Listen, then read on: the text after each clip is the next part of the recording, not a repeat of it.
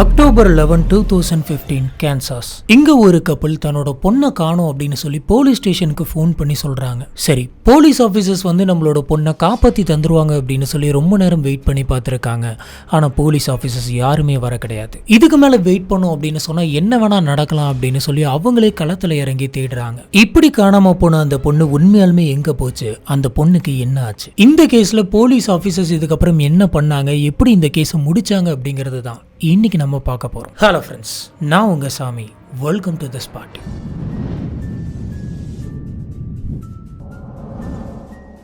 November 2, 1996 Kansas midwest region. இங்க Joey Hasting அப்படிங்கிற ஒரு பொண்ணு பிறக்கிறாங்க. இவங்களுடைய அப்பா பேர் ஜிம், அம்மா பேரு ஷெரில். இவங்க குடும்பத்துல ஜோயி தான் முத பொண்ணு. இவங்களுக்கு அப்புறம் இவங்களுக்கு 3 தங்கச்சி இருக்காங்க, ஒரு தம்பி இருக்காங்க. இந்த குடும்பம் எல்லாருக்கும் மாதிரியுமே ரொம்பவே சந்தோஷமா தான் வாழ்ந்துகிட்டு இருந்தது. இவங்களோட ஃபேமிலி பாத்தீங்கன்னா மிடில் கிளாஸ் ஃபேமிலி அப்படின்னு சொல்லலாம். கரெக்டா சாப்பிடறதுக்கு போக அவங்களுக்கு பெருசா எந்த ஒரு காசுமே நிக்காது. இந்த அப்பா அம்மா ரொம்பவே கஷ்டப்பட்டு தான் அவங்க குழந்தைங்க எல்லாத்தையுமே வளர்த்திருக்காங்க.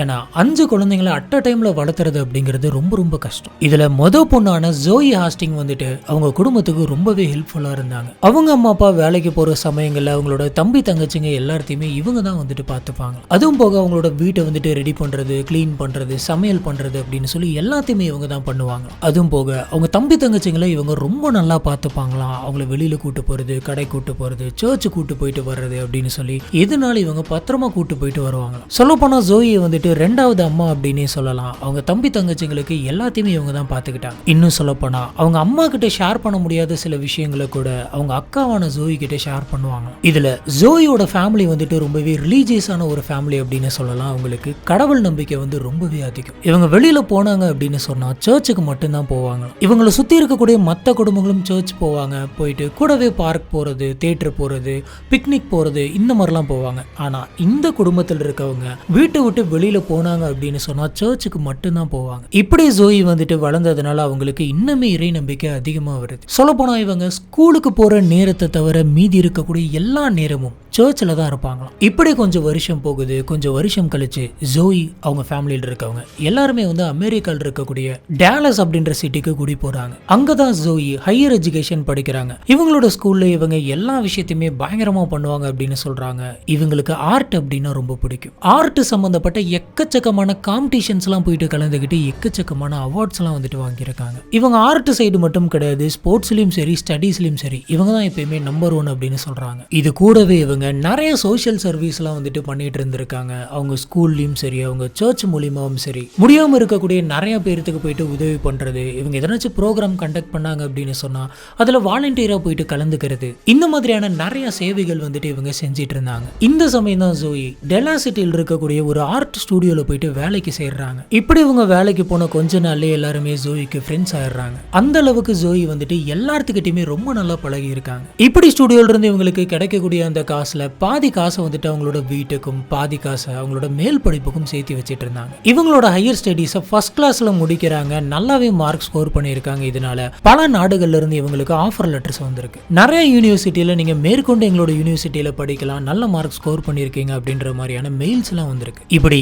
எல்லாம் ஒரு பக்கம் போயிட்டு இருக்க அக்டோபர் 11, 2015 இது ஒரு ஞாயிற்றுக்கிழமை. அப்போ உங்களுக்கு 18 வயசு இருக்கும். எப்பயும் போல ஜோயி காலையில எந்திரிச்சு அந்த வீட்டுல இருக்கிறவங்க எல்லாருக்குமே குக் பண்ணிட்டு அவங்களுடைய தம்பி தங்கச்சிங்க எல்லாத்தையுமே ஒன்னு சேர்த்து சர்ச்சு கூட்டு போயிருக்காங்க. அங்க இவங்க மனமுருகி ப்ரே பண்ணிட்டு சர்ச்சில் இருந்து மறுபடியும் வீட்டுக்கே வந்துடுறாங்க. இப்படி வீட்டுக்கு வந்த இவங்க அவங்களோட சர்ச்சில் ஒரு ட்ரிப்பை பத்தி பிளான் பண்ணிட்டு இருக்காங்க அப்படின்ற விஷயத்தை பத்தி பேசியிருக்காங்க. இப்படி இவங்க பேசிட்டு இருந்த அந்த சமயத்துல அந்த ட்ரிப்பை பத்தின சில இன்ஃபர்மேஷனை தெரிஞ்சுக்கணும் அப்படிங்கிறதுக்காக மறுபடியும் தான் சர்ச்சுக்கு போறதா சொல்லியிருக்காங்க. இப்படி இவங்க வீட்டுல இருக்கவங்க எல்லாம் சொல்லிட்டு கிளம்பும் போது சாயந்தரம் நான் ஒரு 4:30 மணிக்கெல்லாம் வந்துருவேன், நைட்டு எனக்கும் சேர்த்து டின்னர் வைங்க அப்படின்ற மாதிரி சொல்லிட்டு அவங்க கிளம்பி இருக்காங்க. இதுக்கப்புறம் ஜோயி அவங்களுடைய ஹோண்டா மினி வேன் எடுத்துக்கிட்டு சர்ச்சுக்கு போயிருக்காங்க. இவங்களோட வீட்டுக்கும் சர்ச்சுக்கும் ரொம்ப தூரம்லாம் சொல்லிட முடியாது, கொஞ்சம் கிட்ட தான் இருக்கு. அன்னைக்கு சாயந்தரம் 4:30 மணி ஆகுது. ஜோயி வந்துருவா அப்படின்னு சொல்லி ஜோயியோட வீட்டுல இருக்கவங்க எல்லாருமே காத்துக்கிட்டு இருந்தாங்க. ஆனா 4:30 மணிக்கு ஜோயி வரல. சரி, எதனாச்சும் லேட் ஆயிருக்கும், கொஞ்சம் நேரம் கழிச்சு வந்துருவா அப்படின்னு சொல்லி வெயிட் பண்ணிக்கிட்டே இருந்தாங்க. ஆனா அன்னைக்கு சாயந்தரம் 6:30 மணி ஆகியும் ஜோயி வீட்டுக்கு வரல. சரி, இப்போ வந்துருவா அப்படின்னு சொல்லி வீட்டுல இருக்கவங்க எல்லாருமே வாசலே பார்த்துட்டு உட்காந்துருக்காங்க. ஆனா ஜோயி வரவே இல்லை. இப்படி நைட்டே ஆகுது, ஜோயி வரவே இல்லை. அட்லீஸ்ட் இந்த மாதிரி நான் வெளியில போயிருக்கேன், ஃப்ரெண்ட் வீட்டுக்கு போயிருக்கேன் அப்படின்னு சொல்லி எதனாச்சும் மெசேஜ் ஆச்சு பண்ணியிருந்திருக்கலாம். ஆனா அந்த மாதிரி கூட எந்த விதமான மெசேஜும் காலும் வரல. ஜோயிக்கு வீட்டுல இருக்கிறவங்க ஒருத்தங்க விடாம மாத்தி மாத்தி கால் பண்ணிட்டே இருந்திருக்காங்க. ஆனா ஜோயி எந்த ஒரு காலையுமே எடுக்கல. இதுக்கப்புறம் இவங்களோட வீட்டுல இருக்கிறவங்க எல்லாருமே ஜோயியோட ஃப்ரெண்ட்ஸ் ரிலேட்டிவ்ஸ்னு சொல்லி ஒருத்தங்க விடாம எல்லாருக்கும் மாத்தி மாத்தி கால் அடிச்சிருக்காங்க. ஆனா யாருமே நாங்க ஜோயை பார்க்கல, ஜோயி இங்க வரல, அவ எங்க போனான்னு எனக்கு தெரியாது, அவ்வளோ நாங்க பார்த்தே ரொம்ப நாளாச்சு அப்படின்ற மாதிரியான பதில மட்டும்தான் சொல்லியிருக்காங்க. இதுல ஜோய் அவங்க அம்மா அப்பாவுக்கு தெரியாம இது வரைக்கும் எங்கேயுமே போனது கிடையாது. அவங்க சர்ச்சுக்கு மட்டும்தான் போவாங்க. இவங்களுடைய அப்பா அம்மா வந்துட்டு சர்ச்சுக்கும் போயிருந்திருக்காங்க, சுத்தி இருக்கக்கூடிய இடங்களுக்கும் தேடி பார்த்திருக்காங்க. ஆனா எங்கேயுமே ஜோய் வந்துட்டு கிடைக்கல. இவங்க சர்ச் போயிட்டு ட்ரிப்பை பத்தி பேசுறதுக்காக என்னோட பொண்ணு வந்துட்டு இங்க வரேன்னு சொன்னா, வந்துட்டு அவ எங்க போனான்னு தெரியுமா அப்படின்னு கேக்குறாங்க. அதுக்கப்புறம் தான் அங்க இருக்கவங்களாம் சொல்லியிருக்காங்க, உங்களுடைய பொண்ணு சாயந்தரம் சர்ச்சுக்கே வரல அப்படின்னு. இது கேட்ட இவங்களுடைய அப்பா அம்மா அப்படின்னா சர்ச்சுக்கு போறதுக்கு முன்னாடி நம்மளோட பொண்ணுக்கு எதனாச்சும் ஆயிருக்குமோ அப்படின்னு பயப்படுறாங்க. இதுக்கு மேல நம்ம வேற எதுவுமே பண்ண முடியாது, வேற வழியே இல்லை அப்படின்னு சொல்லிட்டு இவங்க போலீஸ் ஸ்டேஷனுக்கு கால் பண்ணி என்னோட பொண்ணை காணோம் அப்படின்னு சொல்லி கம்ப்ளைண்ட் பண்றாங்க. இது கேட்ட போலீஸ் ஆபீசர்ஸ் வந்துட்டு நீங்க ஒன்றும் கவலைப்படாதீங்க, அடுத்த கொஞ்ச நேரத்தில் நாங்க வந்துடுறோம், நாங்க வந்துட்டு அங்க என்னன்னு சொல்லி விசாரிக்கிறோம் அப்படின்னு சொல்றாங்க. சரி, போலீஸ் ஆபீசர்ஸ் வருவாங்க, வந்து விசாரிச்சுட்டு மொத்தமா தேட ஆரம்பிப்பாங்க அப்படின்னு சொல்லி ஜோயோட வீட்டுல இருக்கிறவங்க எல்லாருமே காத்துக்கிட்டு இருந்தாங்க. ஆனா ரொம்ப நேரம் ஆகியுமே போலீஸ் ஆபீசர்ஸ் அவங்களோட வீட்டுக்கு வரவே இல்லை. ரொம்ப நேரம் வெயிட் பண்ணி பார்த்து இதுக்கு மேல வேலைக்காவது நம்ம நேரா போயிட்டு கம்ப்ளைண்ட் பண்ணலாம் அப்படின்னு சொல்லிட்டு இவங்களுடைய அப்பா ஜிம் வந்துட்டு ஸ்ட்ரைட்டா போலீஸ் ஸ்டேஷனுக்கே போயிட்டு என்னுடைய பொண்ணை காணோம், தயவு செஞ்சு கண்டுபிடிச்சு தாங்க அப்படின்னு சொல்லி கம்ப்ளைண்ட் பண்றாரு. இப்படி இருக்க ஒரு பக்கம் போலீஸ் ஆபீசர்ஸ், இன்னொரு பக்கம் ஜோயோட வீட்டுல இருக்கவங்க அப்படின்னு சொல்லி நைட்டு ஃபுல்லா யாருமே தூங்காம ஒரு இடம் விடாம தேடிக்கிட்டு இருந்தாங்க. இப்படி அவங்க தேடி தேடி விடிஞ்சே போகுது. நேரம் மட்டும்தான் போய்கிட்டே இருக்கே தவிர ஜோய் எங்க இருக்காங்க அப்படின்றது இவங்களுக்கு தெரியவே இல்லை. இந்த சமயம் தான் ஜோயோடைய அம்மாவான ஷெரிலுக்கு ஒரு ஐடியா கிடைக்குது. அது என்ன அப்படின்னு பாத்தீங்கன்னா, நம்ம ஏன் ஜோயோட மொபைல் போனை ட்ராக் பண்ணக்கூடாது அப்படின்னு யோசிச்சாங்க. இதுபடி எல்லாருமே ஜோயோட மொபைல் போனை வந்துட்டு ட்ராக் பண்ண ஆரம்பிச்சிருக்காங்க. இப்படி ட்ராக் பண்ணதுல இந்த சர்ச்சுக்கு கொஞ்சம் பக்கத்தில் இருக்கக்கூடிய ஒரு குளத்துக்கிட்ட தான் அந்த போன் இருந்திருக்கு அப்படின்னு தெரிய வருது. அந்த குளம் வந்துட்டு ரொம்ப தூரம்லாம் கிடையாது, நடந்தே போயிடலாம். அதனால ஜோயோடைய அம்மா அப்பா ரெண்டு பேருமே நடந்தே அந்த குளத்துக்கிட்ட போறாங்க. இவங்க எப்படி இந்த போனை ட்ராக் பண்ணாங்க அப்படின்னு பாத்தீங்கன்னா, எப்பயுமே அவங்களோட போன்ல ஒரு ட்ராக்கிங் ஆப் ஒன்று வச்சிருப்பாங்களாம். அந்த ட்ராக்கிங் ஆப் மூலியமா இவங்க எங்க இருக்காங்க, எங்க போயிருக்காங்க அப்படின்ற விஷயத்தை இன்னொரு ஆப் மூலியமா வச்சு எடுத்துட முடியும் அப்படின்னு சொல்றாங்க. இப்ப இதுக்கு மேல டைம் வேஸ்ட் பண்ணக்கூடாது அப்படின்னு சொல்லி இந்த அப்பா அம்மா ரெண்டு பேருமே அந்த குளத்துக்கிட்ட வேகமா போயிட்டு இருந்த அந்த சமயம் அந்த குளத்தை சுத்தி நிறைய மக்கள் வந்துட்டு நின்றுட்டு இருந்திருக்காங்க. பரபரப்பா ஏதோ பத்தி பேசிட்டு இருக்காங்க. பக்கத்துல போலீஸ் ஆபீசர்ஸ் அப்புறம் போலீஸ் ஜீப் ஒன்று நின்றுட்டு இருக்கு. திடீர்னு ஏதோ ஒரு சவுண்டு கேக்குது அப்படின்னு சொல்லி இவங்க திரும்பி பார்த்தப்ப பின்னாடி இருந்த ஆம்புலன்ஸும் பரபரப்பா அங்க வந்துகிட்டு இருந்து இதை பார்த்துட்டு இருந்த அந்த அப்பா அம்மா ரெண்டு பேருக்குமே வந்துட்டு ரொம்பவே பதட்டமா இருந்திருக்கு. ஒருவேளை நம்மளோட பொண்ணா இருக்குமோ, என்ன ஆச்சுன்னு தெரியல, இந்த கும்பல் ஏன் கூடி இருக்கு அப்படின்ற பலவிதமான கேள்விகளோடையும் பயத்தோடையும் அங்க நின்றுட்டு இருந்த போலீஸ் ஆபீசர்ஸை பிடிச்சி, சார் இங்க என்ன சார் ஆச்சு அப்படின்னு கேட்குறாங்க. இந்த சமயம் போலீஸ் ஆபீசர்ஸ் இவங்களை பார்த்து, உங்களுக்கு அதை பத்திலாம் சொல்லிட்டு இருக்க முடியாது, இங்க கும்பல் கூடாதீங்க, தயவு செஞ்சு இந்த இடத்த விட்டு போங்க அப்படின்ற மாதிரி விரட்டிட்டு இருந்திருக்காங்க. இப்ப ஜிம் வந்துட்டு, சார் தயவு செஞ்சு புரிஞ்சுக்கங்க, என்னோட பொண்ணை காணோம் அப்படின்னு சொல்லி நான் போலீஸ் ஸ்டேஷன்ல கம்ப்ளைண்ட் பண்ணி இங்க தேடிக்கிட்டு இருக்கேன், தயவு செஞ்சு இங்க என்ன நடந்துச்சுன்னு சொல்லுங்க, உள்ள போறதுக்கு எங்களை அலோவ் பண்ணுங்க அப்படின்ற மாதிரி கேட்டிருக்காங்க. இப்படி இவங்க ரெண்டு பேருமே அழுதுகிட்டே கேட்ட உடனே இதை பார்த்த போலீஸ் ஆபீசர்ஸ் வந்துட்டு, சரி சரி அழுகாதீங்க, இங்க ஒரு ஆக்சிடென்ட் ஆயிடுச்சு, ஒரு கார் வந்துட்டு வேகமா எங்கேயோ ஆக்சிடென்ட் ஆயிட்டு அங்க இருக்கக்கூடிய குளத்துக்குள்ள போயிட்டு விழுந்துருச்சு அப்படின்னு சொல்றாங்க. இந்த ஏரியாவில் இருக்கிற ஒரு நபர் வந்துட்டு வழக்கம் போல அவரோட நாயை கூட்டிட்டு இங்க வாக்கிங் வந்திருக்காரு. இப்படி வாக்கிங் வந்த அந்த சமயத்துல கார் ஒன்னு இங்க ஆக்சிடென்ட் ஆகி நிக்கிறத பார்த்திருக்காரு. இப்படி பார்த்த இவரு என்னாச்சுன்னு தெரியல அப்படின்னு சொல்லி கிட்ட வந்து பார்த்தப்ப இந்த குளம் ஃபுல்லா ரத்தமா இருக்கிறத பார்த்திருக்காரு. உடனடியே எங்களுக்கு அவரு கால் பண்ணாரு. அதனாலதான் நாங்க இந்த இடத்துக்கு வந்தோம். இங்க வந்து பார்த்தா ஒரு பெரிய ஆக்சிடென்ட்டே ஆயிருக்க மாதிரி இருக்கு. யாரோ ஒருத்தங்களுக்கு அடிப்பட்டு அந்த குளத்துக்கிட்டயோ இல்ல வெளியில விழுந்திருக்கலாம். அதை தான் நாங்க சர்ச் பண்ணிட்டு இருக்கோம் அப்படின்ற மாதிரி சொல்லியிருக்காரு. நீங்க வேற உங்களோட பொண்ணை காணோம் அப்படின்னு சொல்லி ரொம்பவே பதட்டமா தேடிட்டு இருக்கிறீங்க. இதுக்கும் உள்ளார போயிட்டு பாருங்க, அந்த கார் யாரோட இது அப்படின்னு தெரிஞ்சிடும் அப்படின்னு சொல்றாங்க. இந்த விஷயத்தை கேட்ட உடனே இவங்க அப்பா அம்மா ரெண்டு பேருமே அந்த கார் வந்துட்டு நம்மளோடதான் இருக்கக்கூடாது அப்படின்ற பயத்திலே அந்த கும்பலை விலக்கி விட்டு அந்த குளத்துக்கிட்ட போயிட்டு பார்த்திருக்காங்க. அங்க இவங்க பார்த்தது ஒரு மினி வேன், அதுவும் ஜோய் அன்னைக்கு எடுத்துட்டு போன அதே மினி வேன். இதை பார்த்த உடனே இவங்க அப்பா அம்மா ரெண்டு பேருமே அதே இடத்துல விழுந்துகிட்டு கதறி கதறி அழுதுருக்காங்க. என் பொண்ணுக்கு எதுவும் ஆயிருக்க கூடாது, என் பொண்ணு பத்திரமா இருக்கணும், அவளுக்கு என்ன ஆச்சு, அவளுக்கு எதுவும் அடிபட்டுச்சா அப்படின்னு சொல்லி கத்திக்கிட்டே அந்த இடத்த விட்டு ஓடி வராங்க. அந்த குளத்துல இருந்து கொஞ்ச தூரம் பக்கத்துல போயிட்டு பார்த்தப்ப அங்க ஒரு பொண்ணு ரொம்பவே மோசமா கொடூரமான நிலையில கொலை செய்யப்பட்டு கிடக்குறாங்க. அந்த பொண்ணுடைய கழுத்தை யாரோ ஒருத்தங்க கத்தியால வெட்டி கிழிச்சிருக்காங்க. அவங்களுடைய உடம்புல நிறைய காயங்கள் இருந்திருக்கு. அவங்களோட ட்ரெஸ் யாரோ பயங்கரமா கிழிச்சிருக்காங்க. கிடக்குறாங்க. அவ்வளோ கொடூரமான நிலையில அந்த பொண்ணு கிடக்கிறத அவங்க அம்மா அப்பா பார்த்து கதறி கதறி அழுகிறாங்க.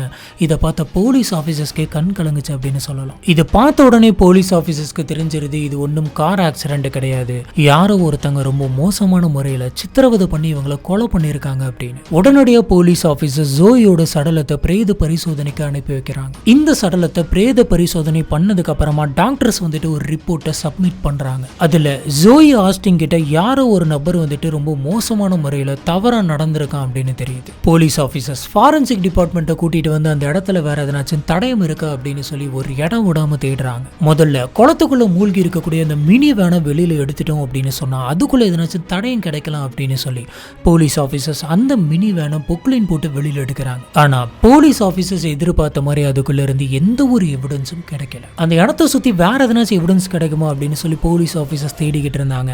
அந்த சமயத்துல அந்த கொலை நடந்த அந்த இடத்துல இருந்து கொஞ்சம் பக்கத்துல ஒரு பள்ளம் இருந்திருக்கு. அந்த பள்ளத்துல இவங்களுக்கு சில கத்திகள்லாம் கிடைச்சிருக்கு. அந்த கத்திகள்ல சில ரத்த கரைகள் இருக்கிறதெல்லாம் இவங்க பாக்குறாங்க. கண்டிப்பா இந்த கத்திகளை வச்சுதான் ஜோயை கொலை பண்ணிருக்கணும் அப்படின்னு சொல்லி போலீஸ் முடிவு பண்ணி அது டெஸ்ட்டுக்காக எடுத்துட்டு போறாங்க. இந்த கேஸ்ல இன்னொரு முக்கியமான எவிடன்ஸ் என்ன அப்படின்னு பாத்தீங்கன்னா ஃபுட் பிரிண்ட்ஸ். அந்த சடலம் கிடக்கிற அந்த இடத்துக்கும் அந்த வேன் மூழ்கி கிடக்கிற அந்த இடத்துக்கும் நடுவுல சில காலடி தடங்கள்லாம் வந்துட்டு கிடைச்சிருக்கு. கண்டிப்பா அந்த காலடி தடம் வந்துட்டு கொலைகாரனோடதா தான் இருக்கணும். இதுக்கப்புறம் போலீஸ் ஆஃபீஸர்ஸ் ஜோயோட போன் ரெக்கார்ட்ஸ் டவர் சிக்னல்ஸ் எல்லாம் வந்துட்டு நம்ம செக் பண்ணி பார்ப்போம். இது மூலியமா அவங்க எந்தெந்த டைம்ல எங்கெங்க இருந்திருக்காங்க அப்படின்றத தெரிஞ்சுக்கலாம் அப்படின்னு முடிவு பண்ணி அவங்களோட செல்போனை இவங்க ட்ரேஸ் பண்றாங்க. இந்த சிக்னல்ஸை செக் பண்ணதுல ஜோயி நான் சர்ச் போறேன் அப்படின்னு சொன்ன 20 நிமிஷத்திலே அந்த சடலம் கடந்த அந்த இடத்துக்கு வந்திருக்காங்க. அதே மாதிரி இந்த சிக்னல்ஸை செக் பண்ணப்ப ஜோயி வந்து வீட்டுல இருந்து கிளம்பி ஸ்ட்ரெயிட்டா சர்ச்சுக்கு வர கிடையாது. இதுக்கடையில இவங்க ஒரு டிவிடி பிளேயர் கடையில போயிட்டு நிறுத்தி இருக்காங்க. அங்க கொஞ்ச நேரம் இருந்துட்டு தான் மறுபடியும் அந்த குளத்துக்கு போயிருந்திருக்காங்க.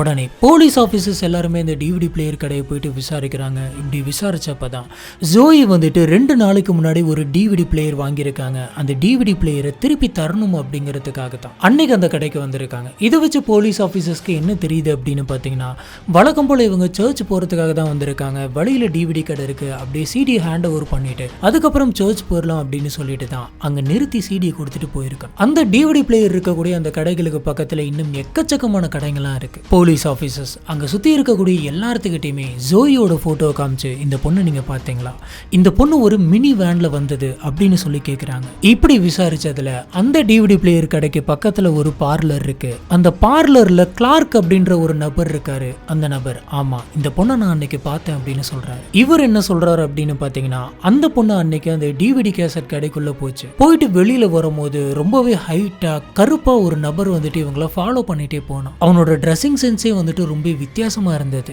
இப்படி அந்த பொண்ணை ஃபாலோ பண்ணிட்டு போனவன் அங்க இருக்கக்கூடிய அந்த மினி ட்ரக்கு கிட்ட நிறுத்தி ஏதோ பேசிக்கிட்டு இருந்தான். இதுக்கப்புறம் டிரைவர் சீட்டுக்கு பக்கத்துல அந்த பொண்ணு உட்கார்ந்து இருந்தது.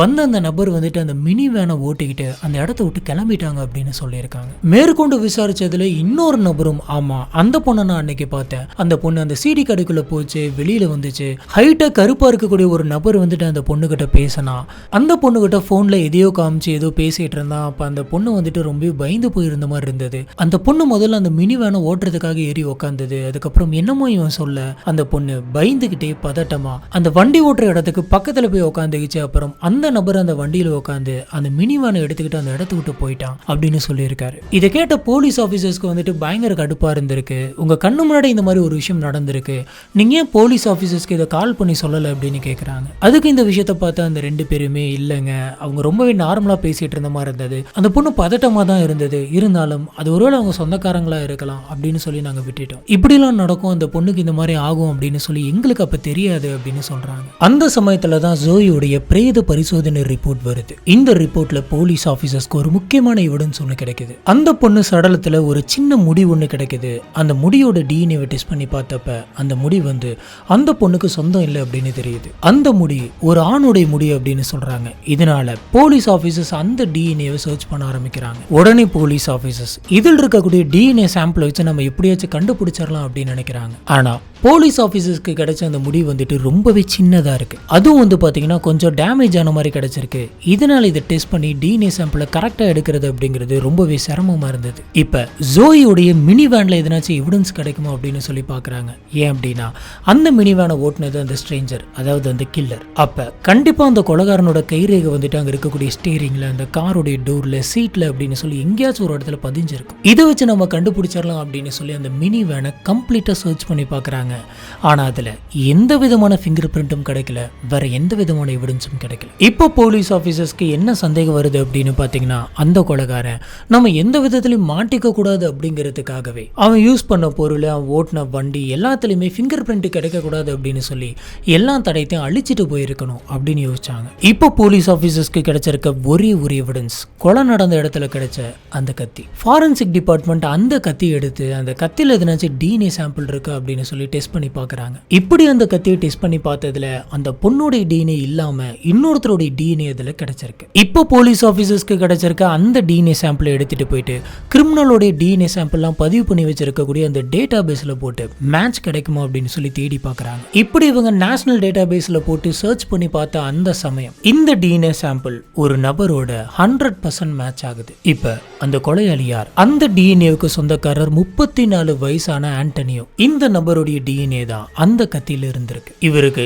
ஏற்கனவே போலீஸ் ஸ்டேஷன்ல எக்கச்சக்கமான கிரிமினல் ரெக்கார்ட்ஸ் எல்லாம் இருக்கு. எல்லா விதமான குற்றங்களும் இவர் பண்ணியிருக்காரு. நிறைய திருடி இருக்காரு, கடத்தி இருக்காரு, நிறைய பொண்ணுங்க கிட்ட ரொம்ப மோசமான முறையில தவறு நடந்திருக்கு. இந்த மாதிரி இவன் மேல நிறைய கேஸ் இருக்கு. இவன் கிரிமினல் அப்படிங்கிறதுனால இவனோட டிஎன்ஏ எடுத்து டேட்டா பேஸ்ல சேவ் பண்ணி வச்சிருந்தாங்க. அதனாலதான் இப்ப தேடினப்ப அது மேட்ச் ஆயிருக்கு. இந்த ஆண்டனியோ சின்ன வயசுல இருந்தே ரொம்ப ஏழ்மையான குடும்பத்துல தான் வளர்ந்திருக்காரு. இவரோட சின்ன வயசுல இவர் சாப்பாட்டுக்கே ரொம்ப கஷ்டப்பட்டிருக்காரு. நிறைய பேர் இவரை ரொம்பவே மோசமா ட்ரீட் பண்ணியிருக்காங்க. இவரை படிக்க வைக்கிறதுக்கு ஆள் இல்லை, அதனால இவர் படிக்கவும் இல்லை. இந்த விஷயங்கள்லாம் வந்துட்டு நல்லது, இந்த விஷயங்கள்லாம் பண்ணலாம், இதை பண்ணக்கூடாது, இந்த விஷயங்கள்லாம் தப்பான விஷயம் அப்படின்னு சொல்றதுக்கு இவருக்கு பெருசா யாருமே இல்லை. அதனால அவருக்கு என்ன தோணுதோ அதை பண்ணிட்டே சுத்திட்டு இருந்திருக்காரு. சின்ன வயசுல இருந்தே இவர்கிட்ட பணம் கிடையாது. ஆனாலும் இவர் சாப்பிட்டாகணும் அப்படிங்கிறதுக்காக நிறைய இடத்துல போயிட்டு சின்ன சின்னதா திருட ஆரம்பிக்கிறாரு. இதனால இவர் பல முறை ஜெயிலுக்கும் போயிட்டு வந்திருக்காரு. சரி, நம்ம திருடணும், ஜெயிலுக்கு போகணும், ஜெயிலுக்கு போறது ஒன்றும் பெரிய விஷயம் கிடையாது அப்படின்ற மாதிரியான எண்ணம் இவருக்குள்ள வர கூடவே சேர்ந்து இவர் நிறைய தப்புகளை பண்ண ஆரம்பிக்கிறாரு. ஒரு கட்டத்துக்கு மேல இவன் பொண்ணுங்க கிட்டையும் ரொம்ப மோசமா நடந்துக்கிறான். 2014ல 17 வயசான ஒரு பொண்ணுகிட்ட இவன் தவறா நடந்துகிட்டான் அப்படின்னு சொல்லி